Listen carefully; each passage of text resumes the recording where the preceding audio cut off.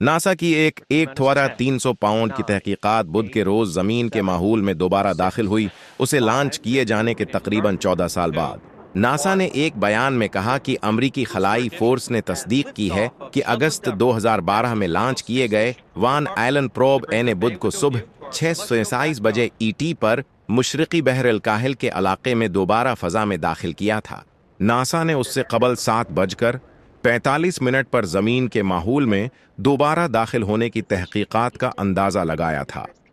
ET ने मंगल को अमरीकी खलाई फोर्स का हवाला देते हुए लेकिन नोट किया कि 24 घंटे की गैर यकीनी सूरत हाल थी। नासा ने कहा कि फजा में दोबारा दाखिल होने के साथ ही ज्यादातर तहकीकात के जल जाने की तवक्का थी, हालांकि कुछ अज्जा के दोबारा दाखिल होने से बचने की उम्मीद थी। नासा ने कहा कि 4200 में से एक को जमीन पर किसी को नुकसान पहुंचने का अमकान है, ये बताते हुए कि खतरा कम है। तहकीकात और एक जड़वां खलाई जहाज वान एलन प्रोब बी को जमीन के मुस्तकिल रेडिएशन बेल्ट्स को तलाश करने और इस बात का तयीन करने के लिए भेजा गया कि उनके अंदर मौजूद ज़रात कैसे हासिल होते हैं और ज़ाया होते हैं।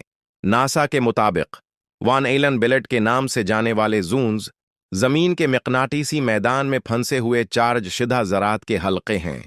वो सैयारे को कायनाती ताबकारी, शमसी तूफानों और शमसी हवा से बचाते हैं। Van Allen probes Van Allen radiation belt में 2 वान एलन प्रोब्स खलाई जहाज का एक फंकार का तस्वर। नासा ने कहा कि उनका मिशन 2 साल तक चलना था, लेकिन तकरीबन 7 साल तक खत्म हुआ। बेलेट के ज्यादातर मिशन नुकसानदेह ताबकारी की नुमाइश को कम करने के लिए मुख्तसर होते हैं। ये मिशन 2019 में ख़त्म हुआ जब तहकीकात का ईंधन ख़त्म हो गया और वो मजीद सूरज की तरफ अपना रख नहीं कर सके।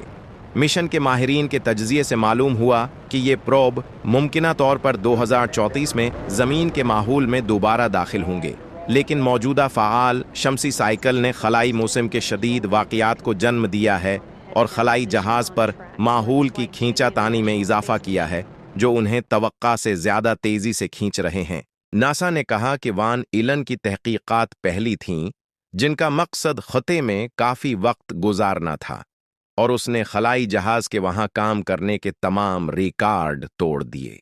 नासा ने कहा कि तहकीकात ने अपने 7 सालों के दौरान कई दरियाफ्तें की।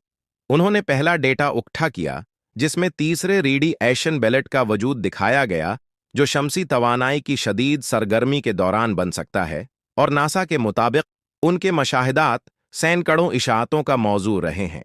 मज़ीद मालूमात के लिए सब्सक्राइब करें मेगा वर्ल्ड इन्फॉर्मेशन।